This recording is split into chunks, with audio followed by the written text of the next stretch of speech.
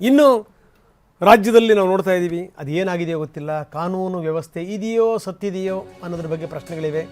ಸಾಲದ ದರೋಡೆ ಪ್ರಕರಣಗಳು, ದೋಚ್ತಾರೆ ಬಂದು, ನಿಜವಾದ ಗನ್ ತೋರಿಸಿ ದೋಚ್ತಾರೆ, ಆಟಕ್ಕೆ ಗನ್ ತೋರಿಸಿ ದೋಚ್ತಾರೆ, ಹೆದರಿಸ್ತಾರೆ, ಬೆದರಿಸ್ತಾರೆ. ಯಾವನು ಬೇಕಾದರೂ ಲಾಂಗ್ ತೆಗಿತಾನೆ, ಮಚ್ ತೆಗಿತಾನೆ.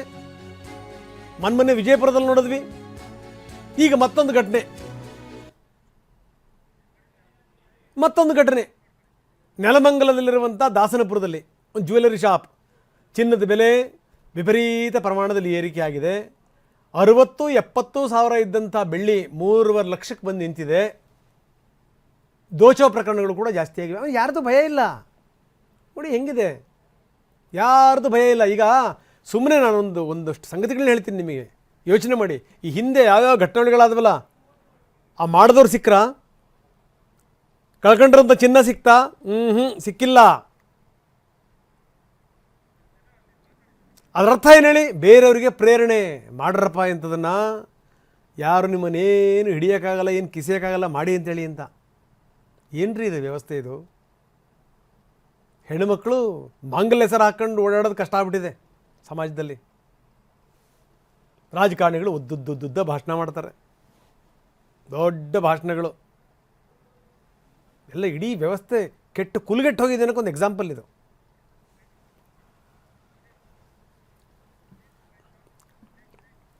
ಒಂದು 5 ಗಂಟೆ 5:15 ನಾನು ನಮ್ಮ ಅಣ್ಣ ಇಬ್ರು ಇಲ್ಲಿ ನಿಂತಿದ್ರಿ, ಅಂಗಡಿಲಿ ಇದ್ರಿ. ಅವಾಗ ಕಳ್ಳರು ಬಂದಿದ್ರು. ಅಂದ್ರೆ ಇದು ಈ ತರ ರಿಂಗ್ ಐತಾ ಅಂತ ಇದ್ರು. ನಾವಂದ್ರಿ ಇಲ್ಲ ಈ ತರ ರಿಂಗ್ ಇಲ್ಲ ಅಂತ. ಆಮೇಲೆ ಗನ್ ತೆಗ್ಬಿಟ್ಟು ಹೇಳ್ತಾರೆ, ನೀನ್ ಈ ಕಡೆ ಕೂತ್ಕೋ. ಆಮೇಲೆ ನಮ್ಮ ಅಣ್ಣಂಗೆ ಒಬ್ಬ ಸಣ್ಣವ್ ಇದ್ದ, ಅವ್ನ್ ಫುಲ್ ಮಾಸ್ಕ್ ಹಾಕೊಂಡು ಹಿಂಗ್ ಮಾಡ್ಬಿಟ್ಟ. ನಮ್ಮ ಅಣ್ಣ ಕಿರ್ಚಕ್ ಆಗ್ಲಿಲ್ಲ, ಆದ್ರೂ ನಮ್ಮ ಅಣ್ಣನು ಇಲ್ಲಿ ಹೊಡ್ದ. ಆಮೇಲೆ ನಂಗೆ ಅವ್ನ್ ಗಂಡನು ಬಂದ್ಬಿಟ್ಟು ಒಳಗಡೆ ಸುಮ್ನೆ ಕೂತ್ಕೊಂಡ್ಬಿಡು, ಇಲ್ಲ ಶೂಟ್ ಮಾಡ್ತೀನಿ ಅಂತ ಒಂದ್ಸರಿ ಗ್ಲಾಸ್ ಹೊಡ್ದ. 5:15ಗೆ 3 ಜನ, ಫಸ್ಟ್ ಇಬ್ರು ಬಂದ್ರು. ಅವ್ರು ರಿಂಗ್ ಐತಂದ್ರು. ಅವಾಗ ನಾವು ಇಲ್ಲ ರಿಂಗ್ ಇಲ್ಲ ಅಂತಂದ್ರಿ. ಅಷ್ಟರಲ್ಲಿ ಅವ್ನ್ ಗನ್ ತೋರ್ಸ್ದ.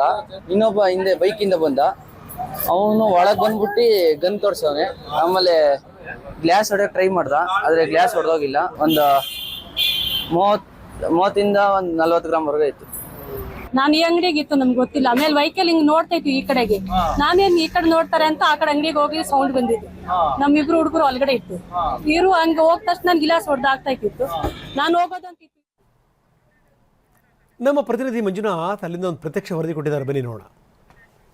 ರಾಜ್ಯದಲ್ಲಿ ಮತ್ತೊಂದು ದರೋಡೆ ಪ್ರಕರಣ ಬೆಳಕಿಗೆ ಬಂದಿರುವಂತದ್ದು. ಬೆಳಗಾವಿ ಆಯ್ತು, ವಿಜಯಪುರ ಆಯ್ತು, ಈಗ ನೆಲಮಂಗಲದಲ್ಲೂ ಕೂಡ ಏನು ಜ್ಯುವೆಲರಿ ಶಾಪ್ಗೆ ನುಗ್ಗಿ ಗನ್ ತೋರಿಸಿ ಚಿನ್ನಾಭರಣಗಳನ್ನು ದೋಚಿರುವಂತ ಪ್ರಕರಣ ಈಗ ಬೆಳಕಿಗೆ ಬಂದಿರ್ತಕ್ಕಂಥ. ಸದ್ಯ ನಾವಿರ್ತಕ್ಕಂಥ ಸ್ಥಳ ಏನಿದೆ, ಇದು ಮಾದನಾಯಕನಹಳ್ಳಿ ಪೊಲೀಸ್ ಠಾಣಾ ವ್ಯಾಪ್ತಿಯಲ್ಲಿ ಬರ್ತಕ್ಕಂತಹ ಏನು ದಾಸನಪುರ ಹೋಬಳಿಯಲ್ಲಿ ಇರ್ತಕ್ಕಂಥ ಈ ಒಂದು ಜ್ಯುವೆಲರಿ ಶಾಪ್, ಅದೇ ರಾಮದೇವ್ ಜ್ಯುವೆಲರ್ಸ್ ಅಂತ ಏನು ಈ ಮಾಲೀಕ ಇದ್ದ ಈತ ಈ ಒಂದು ಜ್ಯುವೆಲರಿ ಶಾಪ್ ಅನ್ನ ಬಹಳಷ್ಟು ವರ್ಷಗಳಿಂದ ಇಲ್ಲಿ ಏನು ಚಿನ್ನದ ಅಂಗಡಿಯನ್ನ ಇಟ್ಕೊಂಡಿದ್ದ. ಈ ವೇಳೆಗೆ ಸಂಜೆ 5:15 ಸರಿಸುಮಾರಿಗೆ 3 ಏನು ಆಗಂತುಕರು ಏನಿರ್ತಾರೆ, ಅದರಲ್ಲಿ 3ರಲ್ಲಿ ಒಬ್ಬ ಆಚೆ ಬೈಕ್ ನಲ್ಲಿ ಇರ್ತಾರೆ. ಮತ್ತೆ ಇನ್ನುಳಿದಂತ 2 ಆರೋಪಿಗಳು ಏಕಾಏಕಿ ಅಂಗಡಿಗೆ, ಅಂದ್ರೆ ಚಿನ್ನದ ಅಂಗಡಿಗೆ ಬರ್ತಾರೆ. ಆ ವೇಳೆಗೆ ಚಿನ್ನದ ಅಂಗಡಿಯಲ್ಲಿ ಇರ್ತಕ್ಕಂಥ ಒಡವೆನ ತೋರಿಸಿ ಅಂತ ಹೇಳಿ, ನಂತರ ಆ ಒಡವೆ ತೋರಿಸುವಂತ ವೇಳೆಯಲ್ಲಿ ಕೈಗೆ ಎತ್ಕೊಂಡು, ನಂತರ ತನ್ನ ಬಳಿದಂತಹ ಗನ್ನನ್ನ ಎತ್ಕೊಂಡು ಏಕಾಏಕಿ ಮಾಲೀಕನಿಗೆ ಗನ್ ಪಾಯಿಂಟ್ ಅನ್ನ ತೋರಿಸಿ ಒಡವೆಯನ್ನ ಕದಿಯುವಂತ ನಿಟ್ಟಿನಲ್ಲಿ ಮುಂದಾಗ್ತಾರೆ. ಆ ವೇಳೆಗೆ ಪಕ್ಕದಲ್ಲಿ ಇರ್ತಕ್ಕಂತಹ ಒಂದಿಷ್ಟು ಅಂದ್ರೆ ಇದೆರಡು ಕೂಡ ಒಬ್ಬರನ್ನೇ ಆಗಿರ್ತಕ್ಕಂಥ ಹಿನ್ನೆಲೆಯಲ್ಲಿ ಮಕ್ಕಳು ಮತ್ತೆ ತಾಯಿ ಅಂದ್ರೆ ಅವರ ಪತ್ನಿ ಎಲ್ಲರೂ ಇಲ್ಲೇ ಇರ್ತಾರೆ. ಹಾಗಾಗಿ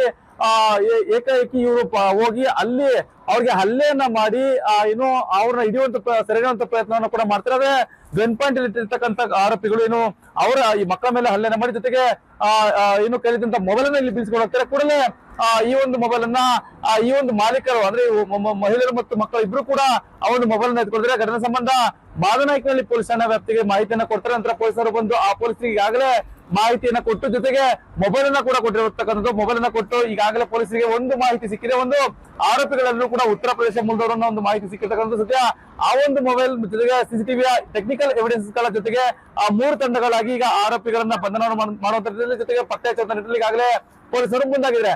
ಒಟ್ಟಾರೆಗೆ ಈ ಒಂದು ಪ್ರಕರಣ ಯಾವಾಗ ಇತ್ಯರ್ಥ ಕಾಣ್ತಿರೋದನ್ನ ಕಾದು ನೋಡ್ಬೇಕಾಗಿದೆ. ಮಂಜುನಾಥ್, TV9 ನೆಲಮಂಗಲ.